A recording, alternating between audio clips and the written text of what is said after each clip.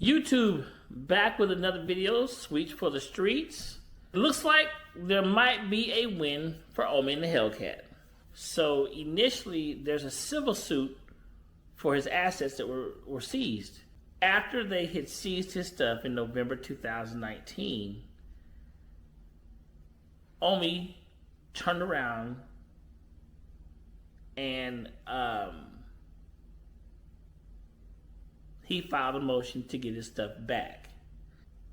So then it was on the FBI to either come up with an indictment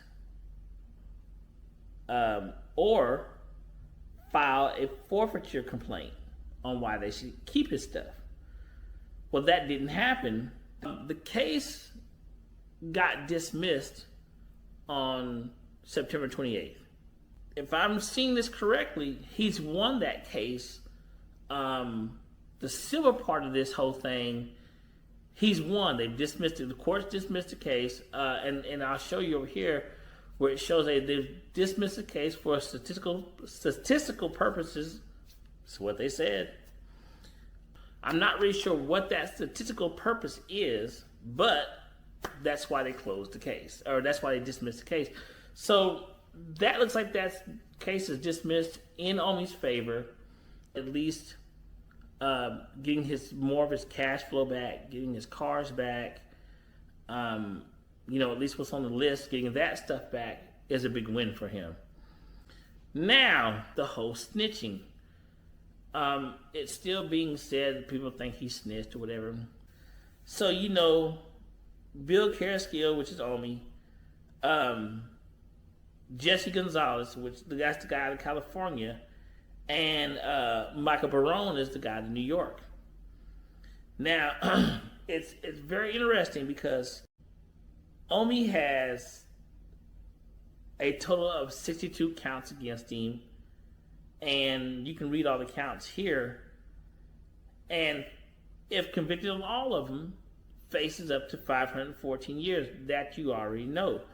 So if you go down to Jesse Gonzalez, he was also arrested on September 21st.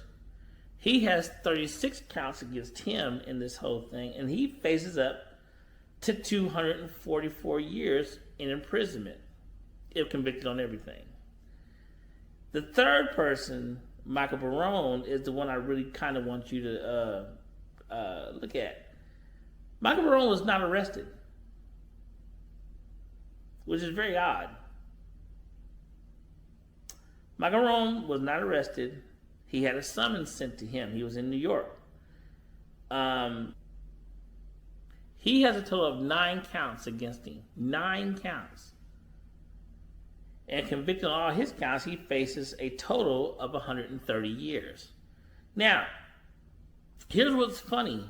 I'm not saying that Michael Barone looks like he might be the man that outed everybody, but for all 3 men to have done literally the same thing, I don't know how you go from 62 counts on Omi, 36 counts on Gonzalez, Jesse Gonzalez, all the way down to a mere 9 on Michael Barone.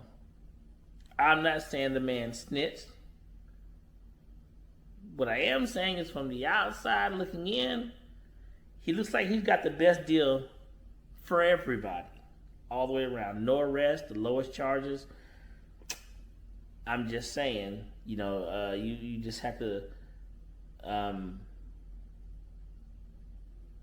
you'll have to read into that any way you want to. Jesse Gonzalez also had his assets seized. He and his wife are also fighting for those back.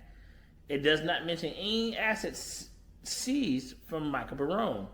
So even though Omi is the biggest name in the middle of this case, and he's the only reason he has the biggest name in it is because he's on YouTube. So even out of his 62 counts, I found 2 that were just they were really silly, and I'll show you those now. 2 counts of removal of property to prevent seizure. Okay? That is because they can't find the RV that he purchased, nor the McLaren that he purchased. Those are what those 2 counts are for. Okay? That's just what it's for. So, basically they can't find him, so they're going to put those on him as he. And remember, he was never at his home when they seized all of his stuff. He wasn't at his house, so how can you remove property if it wasn't even there? So, some of these counts are not going to hold water, so, I wouldn't read hardly into it. And I think that's why everybody else is cut down so hard. I think a lot of his counts have to do with maybe the properties that he has, the cars that they can or cannot find, maybe money that they think should be there that's not there. I was looking at his seizure list as well, and there are 2 things missing from the list that I think plays into all of his counts. The one big thing that stands out total is you don't see any computers, any computer stuff on this list. For you to raid a man's house and seize cars and assets, or cars and money, but you're charging him for copyright infringement, you would think they would be taking computers, taking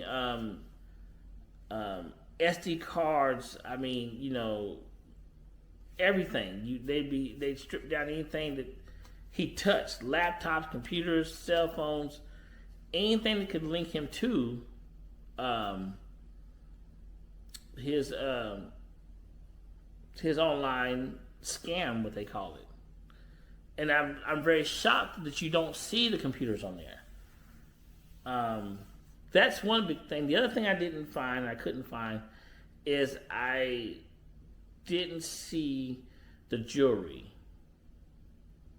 So I know you said they took his jewelry, but they didn't list his jewelry. So I'm wondering, why would they take those things and not list them? Do they plan on not giving them back to him?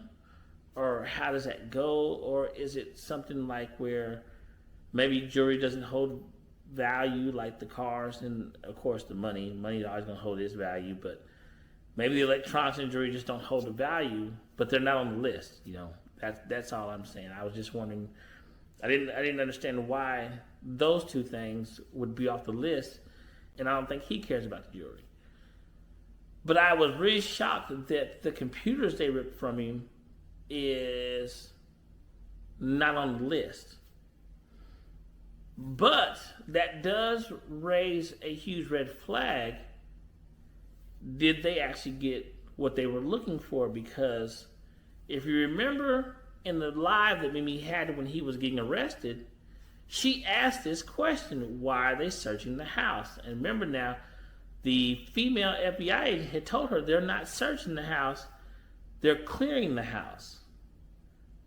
And people, we all watch TV shows, and you've watched cops, and you've watched, a lot of things. You've never seen anybody come in and clear a house walking around so casually. I mean, no guns out, no one's hollering clear. Usually if you ever seen that, even in the movies, even when you see them do it on Cops or whatever, LA Live or Police Live or whatever it is, they'll usually bring the people to the front that they can catch, and then they'll walk through the house, guns drawn, and make sure the house is clear, there's no one else in the house. But to them to walk around and just casually say they're clearing the house, to me, Mimi was right. They're looking for something. I think this case is far from being made. So this is actually going to be my last video on Omi. I got to get back to my stuff. I just figured since I had time and I'm not doing anything on the build, I would just throw up this last video. I mean, anything else is going to happen, I'm sure that this time that he's taken off, it'll probably all come out when he can actually talk about it. Other than that, guys, have a good one. I'll see you in the next one.